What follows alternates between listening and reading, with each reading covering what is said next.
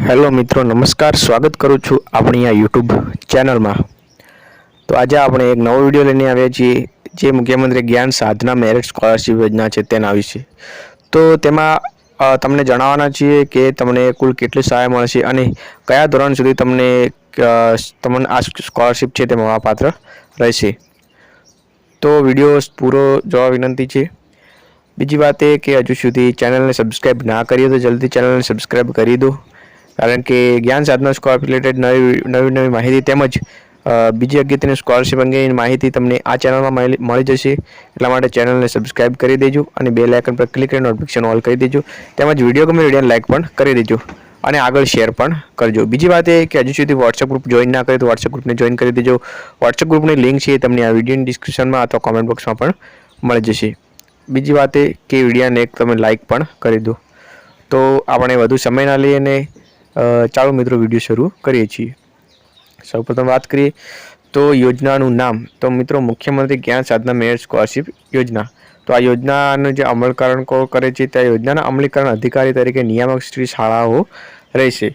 ત્યાર પછી વિદ્યાર્થીઓ માટે જે શાળા પસંદગી કરવાની હોય છે, જ્યારે તમે ધોરણ 8ની અંદર તમારું જે તમે પરીક્ષા આપો છો જ્ઞાન સાધનાની અને ત્યાર પછી તમે જો મેરિટમાં આવો છો તો ત્યાં તમારે ધોરણ 9ની અંદર જે શાળાઓ હોય છે સ્વનિર્ભર શાળાઓ જે લિસ્ટમાં નામ હોય છે તેવી શાળામાં જો તમે પ્રવેશ મેળવો છો તો જ તમને સ્કોલરશિપ મળવાપાત્ર થાય છે।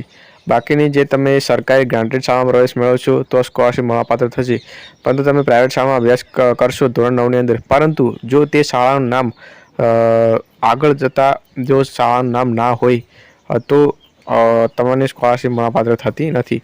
એટલા માટે જ્યારે પણ મેરિટ લિસ્ટ આવશે ત્યાર પછી તેના નવા નિયમો પણ જાહેર થઈ જશે। એટલા માટે હાલ તમારે ચિંતા કરવાની જરૂર નથી, તમે ફક્ત ને ફક્ત હાલ જ્ઞાન સાધના પરીક્ષાની તૈયારી કરો। મિત્રો આપણે આગળ વાત કરીએ કે તમને સ્કોલરશિપ છે તે કુલ કેટલી મળવાપાત્ર થશે।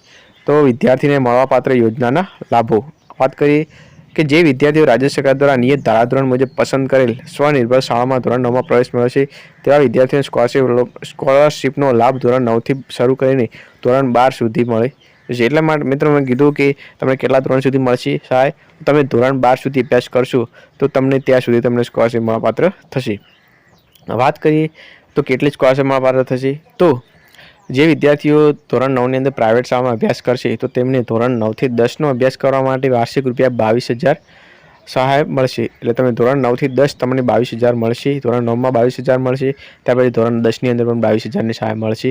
ત્યાર પછી તમે ધોરણ 11 અને 12નો અભ્યાસ કરો છો તો તમને રૂપિયા 25,000ની સહાય મળવાપાત્ર થશે। એટલે કે ધોરણ 11માં 25,000 મળશે અને ધોરણ 12ની અંદર પણ 25,000ની સહાય મળવાપાત્ર થશે। તો આ વાત થઈ સ્વનિર્ભર શાળાઓની। હવે મિત્રો વાત કરીએ સરકારી ગ્રાન્ટેડ શાળાઓની। સૌપ્રથમ વાત કરીએ કે જે વિદ્યાર્થીઓ સરકારી અથવા કોઈપણ અનુદાનિત શાળામાં ધોરણ 9માં પ્રવેશ મેળવીને ધોરણ 9થી 12નો અભ્યાસ આ શાળામાં વિનામૂલ્યે ચાલુ રાખી તેવા વિદ્યાર્થીઓ નિઃશુલ્ક અભ્યાસ ઉપરાંત નીચે મુજબ વધારાની સ્કોલરશિપ આપવામાં આવશે। એટલે કે સરકારી શાળામાં અભ્યાસ કરે છે ધોરણ 9ની અંદર સરકારી શાળામાં એડમિશન લેશે તો તેને ધોરણ 9થી 10નો અભ્યાસ કરવા માટે વાર્ષિક રૂપિયા 6,000 મળશે। એટલે ધોરણ 9 અને 10માં 6,000 મળશે। ત્યાર પછી ધોરણ 11 અને 12ની અંદર 7,000 મળવાપાત્ર થશે। તો આ વાત થઈ સરકારી। હવે જે કોઈપણ શાળામાં ધોરણ 11થી 12 અનુદાનિત શાળા તરીકે ચાલતું હોય અને ધોરણ 9થી 10 સ્વનિર્ભર શાળા તરીકે ચાલતું હોય, આ એક નવો નિયમ છે।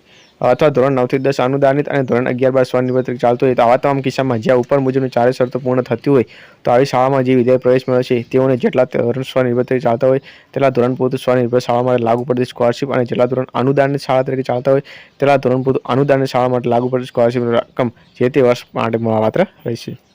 ત્યાર પછી આ વિદ્યાર્થીની સ્કોલરશિપની રકમ ઉપરાંત મફત બસ પાસની સુવિધા પણ મળશે। મિત્રો આ એક નવો નિયમ છે કે વિદ્યાર્થીઓને જે સ્કોલરશિપની રકમ ઉપરાંત મફત બસ પાસની સુવિધા પણ મળવાપાત્ર થશે।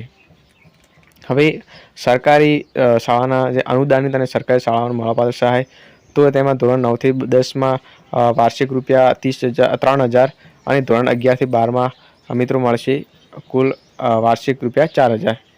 હવે આગળ વાત કરીએ કે જે તે અનુદાનિત અને સરકારી શાળામાં આ રકમનો ઉપયોગ સમગ્ર શિક્ષા દ્વારા સરકારી શાળાને આપવામાં આવતી સંયુક્ત શાળા ગ્રાન્ટનો ઉપયોગ કરવા માટે પ્રવર્તમાન સૂચનાઓને અનુસરવાના રહેશે। તો મિત્રો મેં વાત કરી તમને જે સહાય કેળવી મળવાપાત્ર થાય છે તેની, તો આશા રાખો છો તમને માહિતી મળી ગઈ છે। તો મિત્રો વિડીયો ઇન્ફોર્મેટિવ લાગ્યો હોય તો વિડીયોને લાઇક કરી દેજો અને ચેનલને સબસ્ક્રાઈબ પણ કરી દેજો. તો મળીએ છીએ બીજા એક નવા વિડીયોમાં.